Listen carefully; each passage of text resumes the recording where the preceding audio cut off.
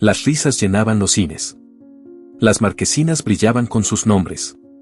Cuerpos, escotes, chistes atrevidos y salas abarrotadas cada fin de semana. Pero cuando el ruido se apagó, muchos de esos ídolos quedaron completamente solos.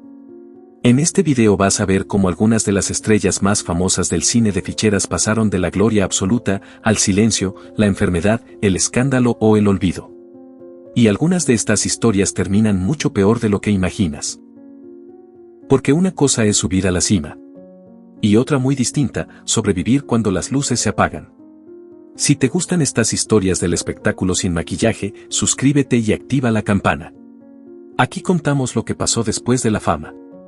Hoy vamos a recorrer las historias de varias figuras del cine popular mexicano, estrellas que llenaron salas, dominaron la televisión y parecían intocables. Pero el éxito, en ese mundo, era tan intenso como frágil.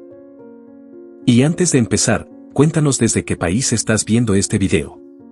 Porque la primera historia es una de las más inquietantes. Durante años fue fantasía nacional. Su rostro estaba en portadas, carteles, revistas. Sasha Montenegro. En los años 70 y 80, Sasha no era solo una actriz del cine de ficheras. Era un fenómeno. Películas como Bellas de Noche o Pedro Navaja la convirtieron en una figura central de aquella época donde el cine mexicano mezclaba sensualidad, comedia y provocación. Su presencia garantizaba taquilla. Los productores lo sabían. Pero su vida dio un giro inesperado cuando se casó con el expresidente mexicano José López Portillo. De pronto, la vedette explosiva del cine popular estaba vinculada al círculo más alto del poder político. Lujo. Privilegios. Rumores constantes. Parecía que había dejado atrás el mundo del espectáculo para entrar en otro aún más poderoso. Pero nada dura para siempre. Tras la muerte de López Portillo comenzaron conflictos legales con parte de la familia del exmandatario. Disputas por bienes, tensiones públicas, versiones contradictorias. Y poco a poco Sasha empezó a desaparecer del foco mediático. Sin entrevistas. Sin apariciones. Sin despedidas oficiales. La mujer que había sido portada constante, se volvió invisible. En sus últimos meses enfrentó un cáncer de pulmón agresivo. Después sufrió un derrame cerebral que la dejó hospitalizada en Morelos. Lejos de los reflectores que la habían idolatrado. Murió el 14 de febrero de 2024 a los 78 años. El anuncio fue breve. Sobrio. Y muchos se sorprendieron al darse cuenta de algo incómodo. La reina del deseo se había ido casi en silencio. Pero la siguiente historia dejó algo peor que silencio. Dejó dudas. Roberto el Flaco Guzmán. Durante décadas fue uno de los rostros más reconocibles del cine popular mexicano. Delgado, carismático, dueño de una picardía natural. Participó en cerca de 200 películas. En el auge del cine de ficheras, su presencia era garantía de risa. El público lo quería. Pero el final de su historia está rodeado de una pregunta que nunca se resolvió. El 1 de agosto de 2002 fue encontrado inconsciente en la bañera de su casa. Tenía heridas graves en la cabeza. La versión oficial habló de un accidente doméstico. Un resbalón en la ducha. Fue trasladado al Hospital Santa Elena.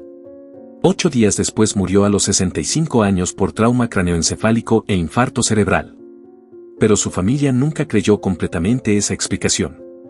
Algunos dijeron que las heridas parecían demasiado profundas para una simple caída. Y entonces apareció un detalle inquietante. La última persona que lo vio con vida fue su asistente personal. Después del incidente, desapareció. No volvió a presentarse. Ni siquiera acudió al funeral. La familia pidió una investigación. El caso se abrió. Y poco tiempo después se cerró. Sin culpables. Sin respuestas. Roberto Guzmán fue sepultado en el Mausoleo del Ángel. Pero hasta hoy queda una duda flotando. ¿Fue realmente un accidente, o alguien decidió apagar la risa para siempre? Y si esta historia ya te dejó pensando, espera. Porque lo que viene es todavía más oscuro. Pero antes, si te está gustando este tipo de contenido, deja tu like. Eso ayuda muchísimo a que más personas descubran estas historias. Y todavía faltan algunas de las caídas más impactantes. Porque a veces la fama no destruye de golpe. A veces lo hace lentamente. Sergio Ramos, conocido como el Comanche, fue un rostro habitual del cine de ficheras durante años. Más de 100 películas. Un estilo explosivo. Humor directo, popular, callejero.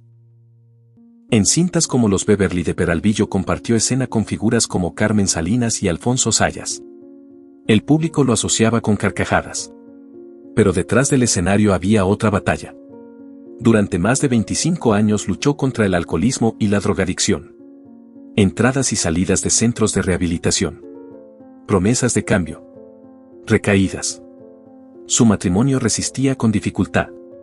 Aunque en sus últimos años logró mantenerse sobrio, el daño físico ya estaba hecho. El 2 de junio de 2004 murió a los 68 años por falla renal. No hubo grandes homenajes, ni especiales televisivos recordando su trayectoria. El Comanche, que había hecho reír a miles, terminó su historia lejos del ruido que alguna vez lo rodeó. Pero la siguiente historia es aún más cruel. Porque no fue el cuerpo el que se apagó primero. Fue la mente. Héctor Lechuga. Durante décadas fue considerado uno de los comediantes más inteligentes de México. Su humor político en programas como Ensalada de Locos lo convirtió en una figura respetada. No era solo comedia. Era crítica social disfrazada de carcajada. Pero con el paso de los años apareció un enemigo imposible de detener. El Alzheimer. La enfermedad empezó a borrar lo que lo había hecho brillante. La memoria se desvanecía. Las palabras desaparecían. El hombre que dominaba el lenguaje terminó atrapado en un silencio devastador. Ya no reconocía rostros. Ya no podía hablar. Fue cuidado hasta el final por su esposa Aurora. Prácticamente aislado del mundo que lo había aplaudido. Murió el 13 de julio de 2017 a los 90 años. Y muchos se preguntaron cómo un país entero pudo olvidar tan rápido a uno de sus comediantes más agudos. Pero a veces el olvido no llega por enfermedad. A veces llega por decisión. Angélica Chen. En los años 70 era la reina absoluta del cine de ficheras. Su nombre era sinónimo de taquilla. Cada estreno suyo llenaba salas. Tenía belleza, presencia y un magnetismo que dominaba la pantalla. Y entonces, en 1991, cuando aún estaba en la cima, desapareció. Tenía apenas 35 años. No hubo escándalo público. No hubo despedida. Simplemente dejó el cine. Se casó con el empresario Ricardo Martí García. Según versiones cercanas, aquella relación estuvo marcada por tensiones y presunto maltrato. El matrimonio terminó. Más tarde volvió a casarse con el magnate Enrique Molina Sobrino. Eligió una vida privada. Lujo, pero silencio. No regresó al cine. No reclamó su lugar en la industria. Mientras otras estrellas enfrentaban ruina o enfermedad, su historia tomó otro rumbo. El borrado. El público dejó de hablar de ella. La industria dejó de mencionarla. La reina del cine de ficheras se convirtió en recuerdo. Pero si crees que desaparecer es lo peor que le puede pasar a una estrella, espera a escuchar lo que ocurrió con el siguiente nombre. Alfonso Sayas. Durante décadas fue uno de los pilares del cine de ficheras. Carisma desbordante. Picardía única. Una risa contagiosa que el público reconocía al instante. Filmó durante más de 50 años. Compartió escena con Silvia Pinal, con la India María y con prácticamente todas las figuras del cine popular mexicano. Pero cuando el género empezó a desaparecer, también lo hicieron muchos de sus espacios. En sus últimos años enfrentó dos enemigos silenciosos. Cáncer de piel. Y cáncer de próstata. No hizo escándalo. No buscó titulares. Siguió adelante con discreción. Hasta que a los 80 años fue hospitalizado por una complicación que parecía menor. En pocos días su estado se agravó. Entró en coma. Murió el 8 de julio de 2021 por una falla respiratoria. La pandemia convirtió su despedida en algo íntimo. Sin homenajes multitudinarios. El hombre que había hecho reír durante medio siglo, se fue casi en silencio. Y lo que viene ahora demuestra algo inquietante. A veces el peligro no viene del público. Viene del propio mundo del espectáculo. Lin May. Durante los años dorados del cine de ficheras era una figura explosiva. Exótica. Magnética. Provocadora. Participó en más de 100 películas. Pero obsesionada con conservar la juventud, aceptó un procedimiento estético que terminaría marcando su vida. Una supuesta amiga le ofreció inyecciones para rejuvenecer el rostro. No era silicona médica.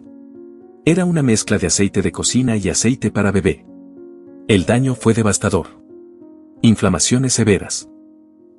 Deformaciones permanentes. Las cirugías correctivas comenzaron a acumularse. Y el público que antes la veneraba empezó a burlarse. La presión de una industria que exige belleza eterna, terminó convirtiéndose en una tragedia personal. Si llegaste hasta aquí, comenta sigo. Porque la última parte de estas historias demuestra algo incómodo. La fama puede llenar teatros, pero no siempre protege a quienes están arriba del escenario. Muchas de estas estrellas hicieron reír a generaciones. Pero cuando el género se apagó, también se apagó la industria que lo sostenía. Y entonces llegó el silencio. No todos terminaron en pobreza. No todos terminaron en escándalo. Pero casi todos enfrentaron algo parecido. El olvido. Porque en el espectáculo hay una regla brutal que nadie dice en voz alta. El público siempre está buscando al siguiente ídolo. Y cuando lo encuentra, rara vez mira hacia atrás. Si quieres ver otra historia impactante del mundo del espectáculo y las estrellas que lo perdieron todo, entra al siguiente video del canal. Ahí hay otra caída que casi nadie esperaba. Y es todavía más dura que esta.